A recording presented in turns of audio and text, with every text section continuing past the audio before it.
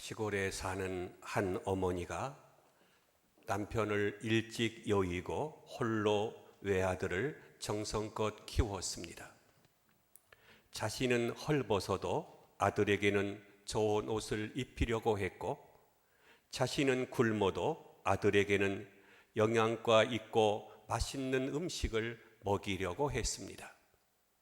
그 아들이 자라면서 점점 아버지를 닮아가는 모습을 보는 것이 기쁨이요 보람이었습니다. 그 아들이 마침내 서울로 대학을 갔습니다. 논밭을 팔아가면서 자식을 가르쳤습니다. 어느 날 이 어머니는 아들이 너무너무 보고 싶어서 서울로 올라왔습니다.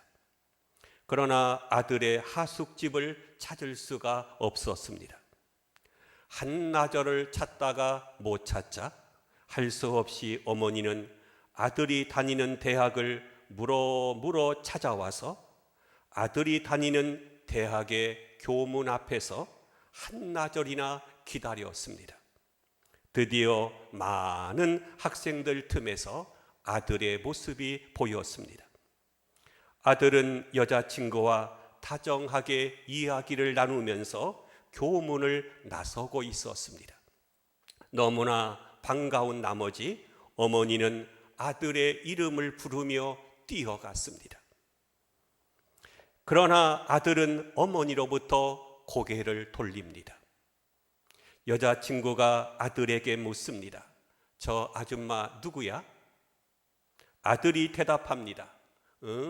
우리 집 식모야.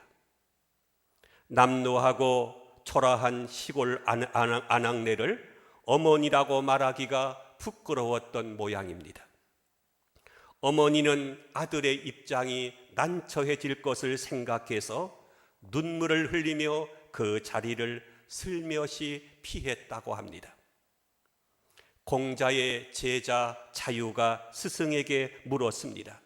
스승님, 효란 무엇입니까? 공자가 대답했습니다. 효란 공양만 잘한다고 되는 것이 아니다. 그것은 짐승도 할 수 있다. 효란 공경하는 것이라. 효란 하늘처럼 우러러 받들어 섬기는 것이다 라고 했습니다. 황새나 까마귀 같은 날짐승도 어미새가 늙어서 날 수 없게 되면 제 둥지에 모셔놓고 죽을 때까지 모이를 물어다 먹인다고 합니다. 한낱 짐승도 이러한데 사람이 되어 부모를 공양한다고 옷가지나 해드리는 것을 효도라고 말할 수 있겠습니까? 언젠가 텔레비전 뉴스 시간에 방영된 바가 있는 앙케이트 결과는 매우 의미심장합니다.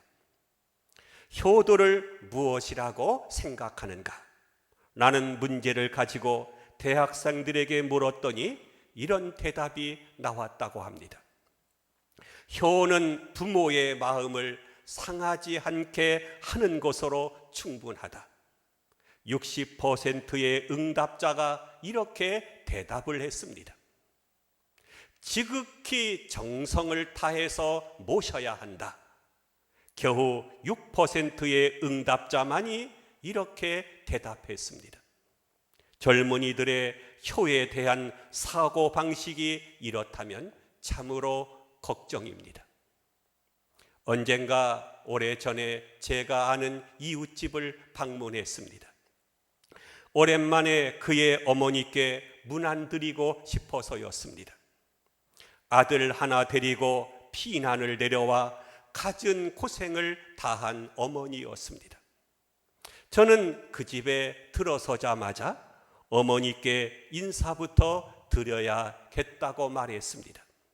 그랬더니 웬일인지 나중에 인사드리라고 극구 만류합니다. 그래서 아마 그럴 만한 사정이 있는가 보다라고 생각했습니다. 여러 가지 이야기를 나누고 돌아갈 시간이 되어서 저는 그냥 돌아갈 수 없어서 만류를 뿌리치고 어머니가 계시다고 하는 방문을 열었습니다. 그러자 쾌쾌한 냄새가 코를 찌릅니다. 어머니는 구석방에 갇혀 있었습니다. 저를 보시더니 두 손을 잡고 눈물을 주르륵 흘리십니다. 여러분, 하루 세 끼 음식을 주어 연명하게 해준다고 해서 효도가 아닙니다. 집에서 기르는 강아지도 하루 세 끼 꼬박꼬박 밥을 챙겨줍니다. 삶의 의미를 부여해 드려야 합니다. 자신이 살아있다는 것을 확실하게 증명해 드려야 합니다. 살아야 할 이유를 제공해 드려야 합니다. 삶의 보람을 느낄 수 있도록 해드려야 합니다. 진작 죽어야 하는데 어서 빨리 죽었으면, 이렇게 입버릇처럼 말하는 노인들이 있습니다.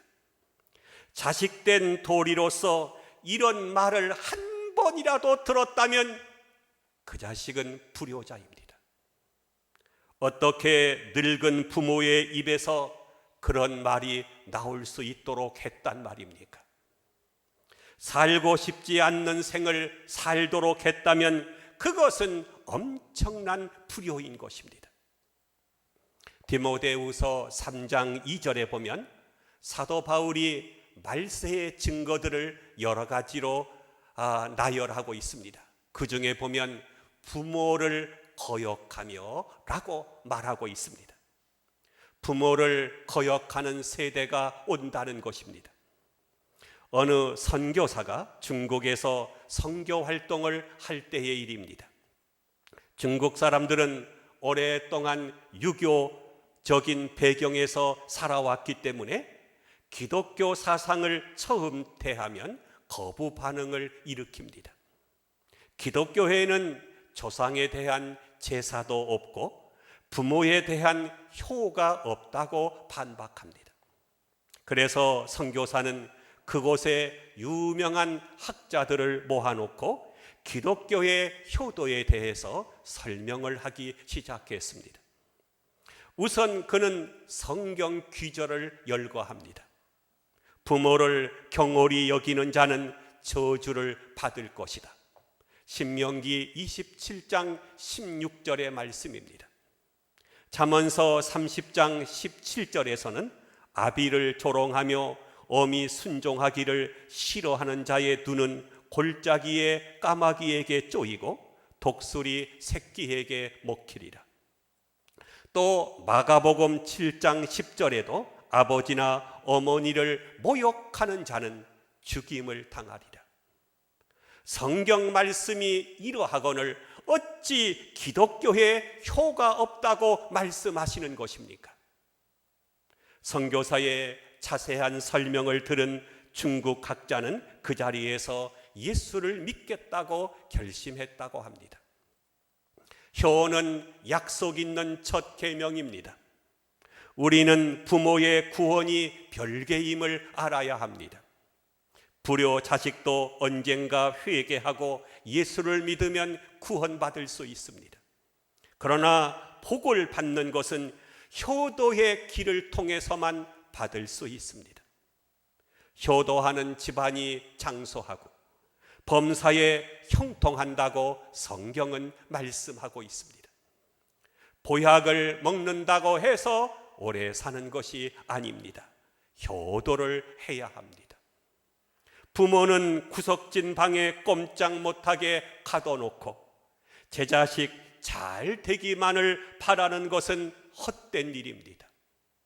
내가 효도할 때 비로소 내 자식도 그것을 본받아 효도하게 됩니다.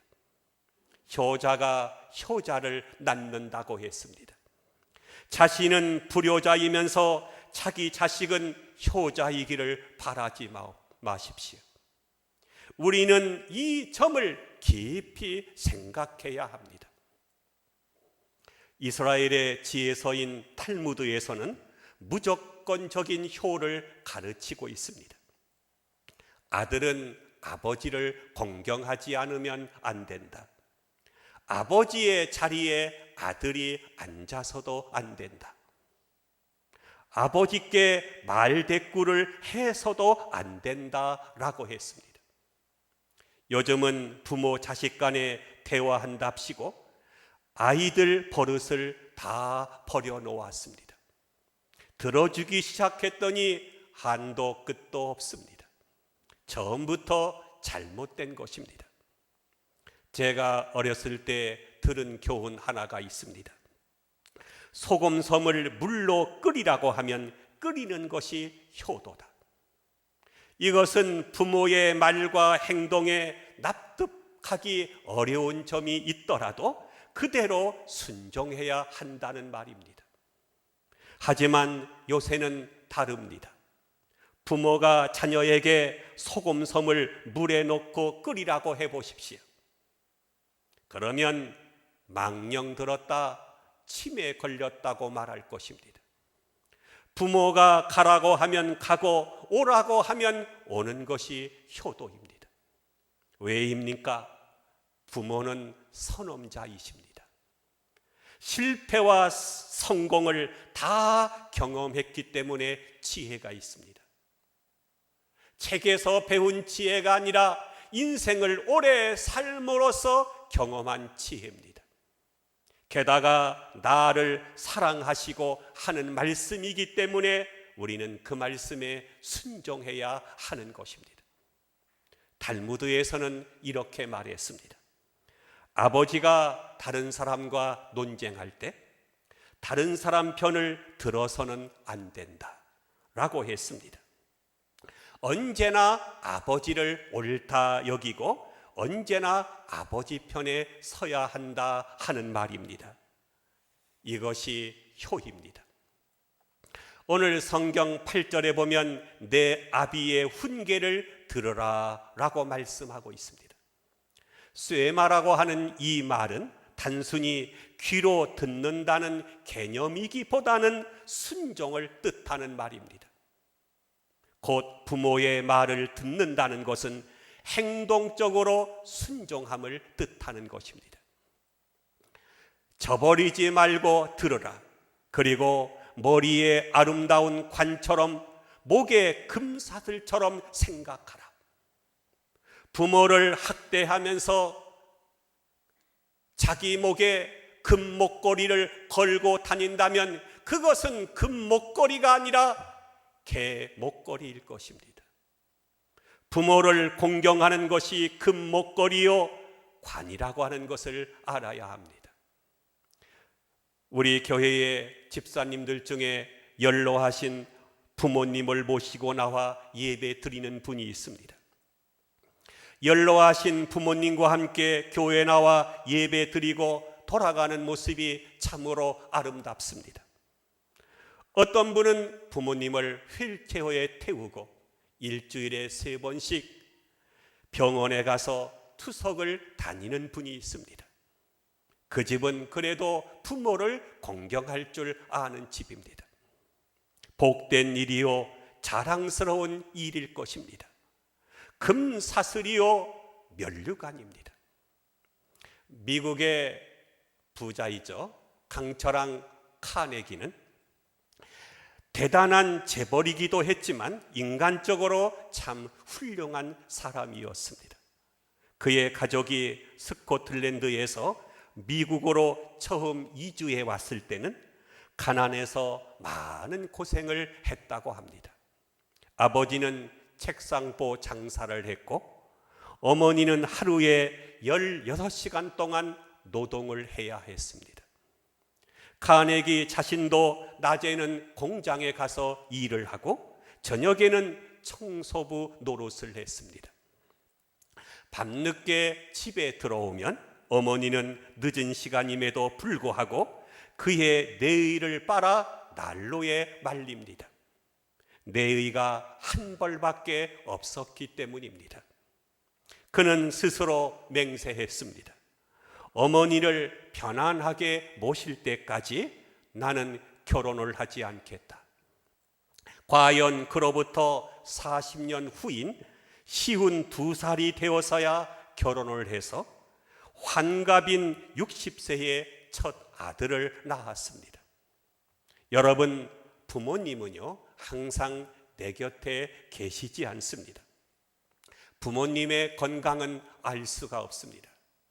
어저께 아버님이 돌아가셔서 제가 신방을 갔더니 77세에 돌아가셨습니다. 그렇게 갈 줄 가족들은 꿈에도 생각하지 못했다는 것입니다. 언제 어떻게 가실지 아무도 모르는 일입니다. 그러므로 우리는 살아 계실 때 효도해야 할 것입니다. 제가 글 하나를 소개하겠습니다. 제목을 어머니의 사랑과 철없는 자식이라고 제가 정해보았습니다. 한번 잘 음미하며 들으시면 좋겠습니다.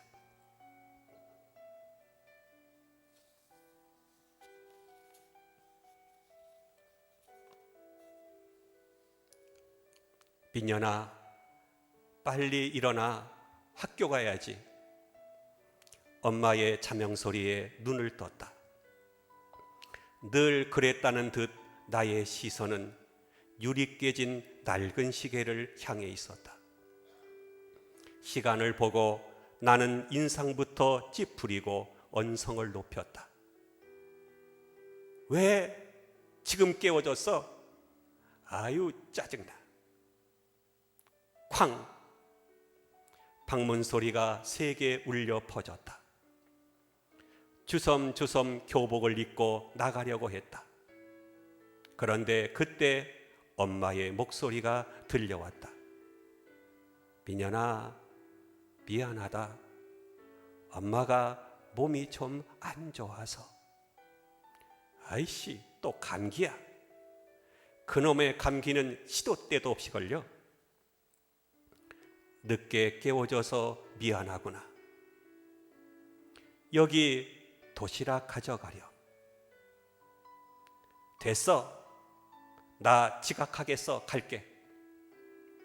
도시락이 바닥에 내동갱이 쳐졌다. 신경 쓰지 않고 내 갈 길을 갔다. 뛰어가면서 살며시 뒤를 돌아보았다. 엄마는 말없이 주섬주섬 내 평기에 쳐진 도시락을 담고 있었다. 창백했다. 여느 때보다도 엄마의 얼굴이 창박해 보였다. 하지만 엄마는 늘 아팠기 때문에 난 아무렇지도 않게 다시 학교로 발걸음을 옮겼다. 종례 시간이다. 이번 주 토요일 날 수학여행을 간단다. 나는 가고 싶었다. 가서 친구들과도 재미있게 놀고 싶었다. 가난이라고 하는 것을 깨끗이 잊고 오고 싶었고 엄마도 잠시 동안 잊고 싶었다. 집에 와서 여느 때처럼 누워있는 엄마를 보며 인상이 찌푸려졌다. 우리 민현이 왔어? 엄마, 나 이번 주 토요일 날 수행여행 보내줘. 다녀왔다는 말도 안 하고 보내달라고만 했다. 수학여행이라고? 얼만데? 엄만 돈부터 물어봤다. 우리 집안 형편 때문에 가야 될지 안 가야 될지 고민했었다. 8만 원은 든다는데 8만 원씩이나? 8만 원도 없어? 우리 생그지야 그지. 이런 가난이 싫었다. 돈 없으면 아무것도 할 수 없었던 가난이 싫었다. 엄마도 싫었고 식구가 엄마와 나뿐이라는 것도 외로웠다. 엄마는 잠시 한숨을 쉬더니 이불 속에서 통장을 꺼냈다. 여기 엄마가 한 푼, 두 푼 모은 거거든. 여기서 8만 원 빼가. 난생 처음 보는 우리 집의 통장을 보며 나는 흐뭇한 미소를 지었다. 고맙다는 말도 없이 당장 시내의 은행으로 달려갔다. 통장을 펴보니 100만 원이라는 나로서는 어마어마한 돈이 들어있었다. 요걸 여태 안 쓰고 뭘 했나 하는 생각에 엄마가 또 한 번 미워졌다. 8만 원을 뺐다. 92만 원이 남았다. 90만 원이나 더 남았기 때문에 더 써도 될 것 같았다. 언뜻 애들이 요즘 가지고 다니는 핸드폰이라는 것이 생각이 났다. 40만 원을 다시 뺐다.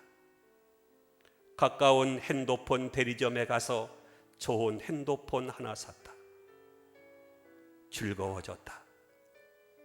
난생 처음 맛보는 즐거움과 짜릿함이었다.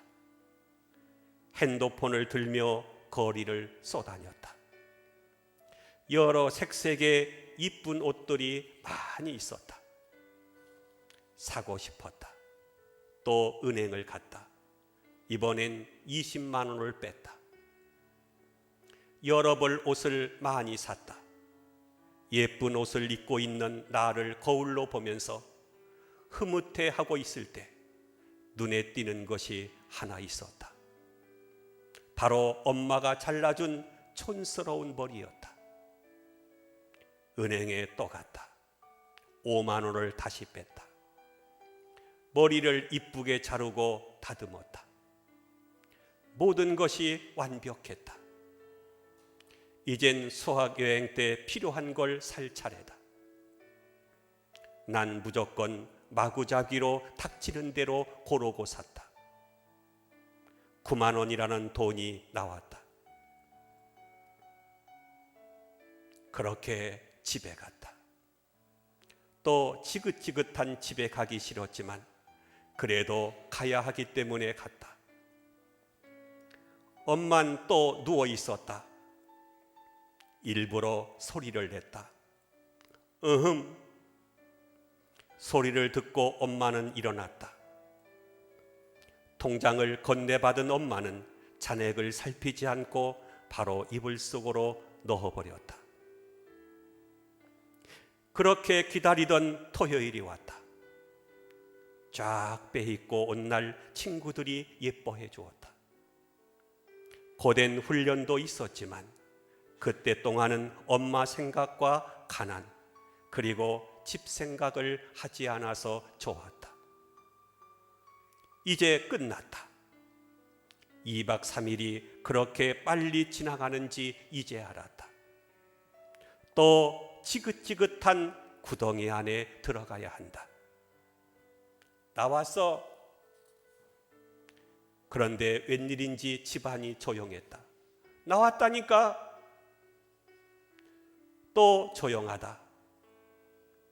신경질 나고 짜증나서 문을 쾅 열었다. 엄마가 있었다. 자고 있었다. 내가 오면 웃으며 인사하던 엄마가 딸이 왔는데도 인사도 안 하고 자기만 한다. 혹시 내가 돈 많이 썼다는 것을 알고 화난 걸까?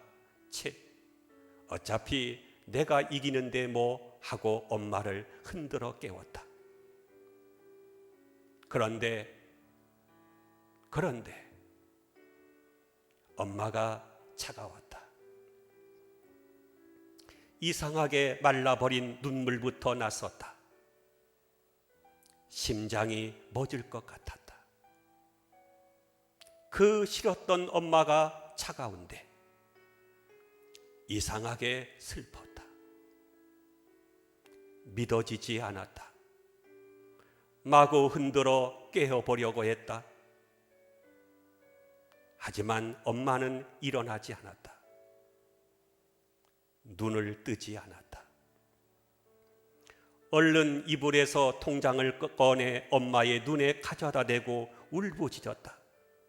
엄마, 나 다신 이런 짓 안 할게.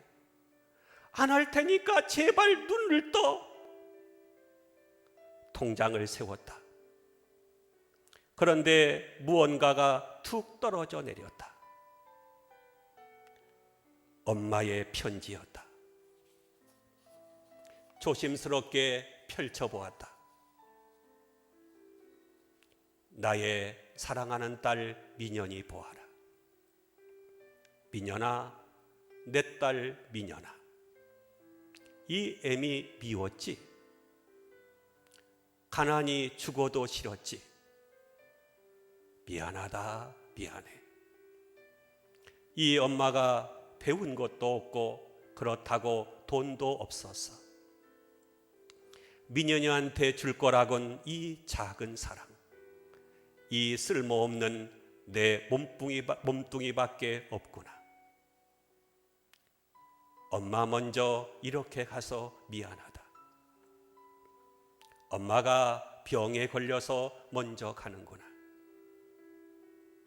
실은 수술이라는 거 하면 살 수 있다던데 돈이 어마어마하더라.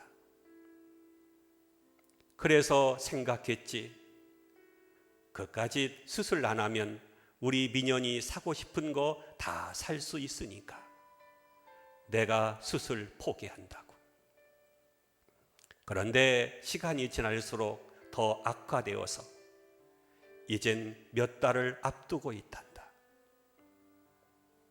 딸아, 이 못난 애미, 그것도 엄마라고 생각해 준 것 너무 고맙다. 우리 딸 엄마가 제일 사랑하는 것 알지? 딸아, 우리 민연아, 사랑한다, 사랑해. 입을 잘 뒤져봐라. 통장 하나 더 나올 거야. 엄마가 너 몰래 일해가면서 틈틈이 모은 2천만 원이야. 이제 우리 민연이 가난 걱정 안 하고 살아서 좋겠네. 편안하게 눈을 감고 있는 엄마를 보고 있자니 내 자신이 너무 미워진다. 그동안 엄마를 미워하던 것보다 100배, 아니 1000배, 아니 끝도 없이 내 자신이 미워지고 비열해진다. 왜 나 같은 못난 딸을 사랑했어? 수술비, 내가 펑펑 쓴 그 돈 수술비, 왜 진작 말하지 않았어? 왜 진작 말하지 않은 거야? 엄마가 정성껏 싸준 도시락도 내팽겨쳤는데, 엄마한테 신경질 내고 짜증 부렸는데, 엄마 너무너무 미워했는데, 그렇게 밉고 나쁜 날 왜 사랑하는 거냐고. 왜? 엄마 바보야? 왜 날 사랑했어? 왜? 이젠 그렇게 보기 싫었던 누워있는 모습조차 볼 수 없겠네. 엄마의 도시락도 다시 먹을 수 없겠고, 엄마가 맨날 깨워주던 그 목소리도 이젠 들을 수 없겠네. 나 엄마 다시 한번 살아나면, 하나님이 진짜 다시 한번 나한테 기회를 주신다면, 나 그땐 엄마에게 잘해드릴 자신 있는데, 그럴 수 있는데, 엄마 다음 세상에서 만나자. 응, 꼭 만나자. 엄마 미안해. 정말 미안해. 나 이 말 엄마한테 처음으로 말하는 거다. 엄마 사랑해.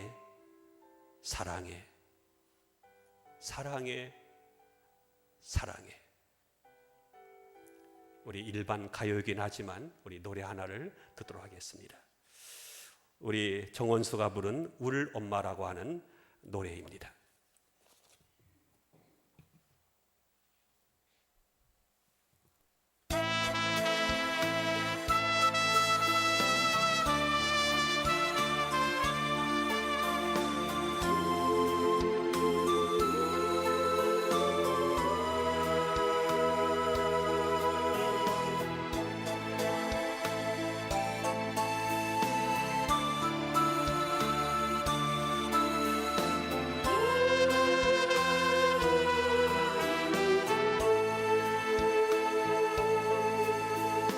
머나먼 내 고향 우러머니 고향 괜스레 눈물이 나요 살아생전 불효한 자식 그래도 보고 싶어서 정한수 떠놓고 이 아들 공빌던 우리 엄마 우리 엄마 그 품속 그리워라 먼동이 트고 까치떼가 울면 쌀임은 바라보며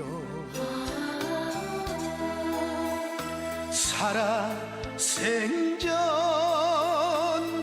불효한 자식 그래도 돌아올까봐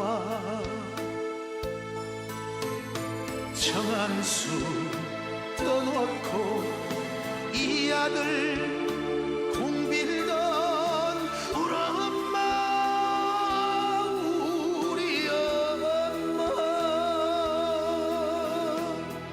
어머니 보고 싶어요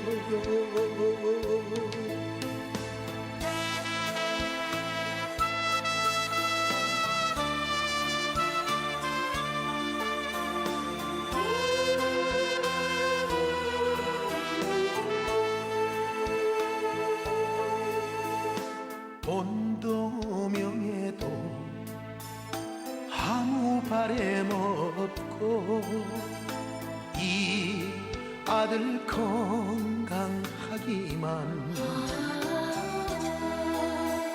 살아생전 불효한 자식 그래도 보고 싶어서 정한수 떠놓고 이 아들 공빌던 우리 엄마 우리 엄마 그 고향 그리워라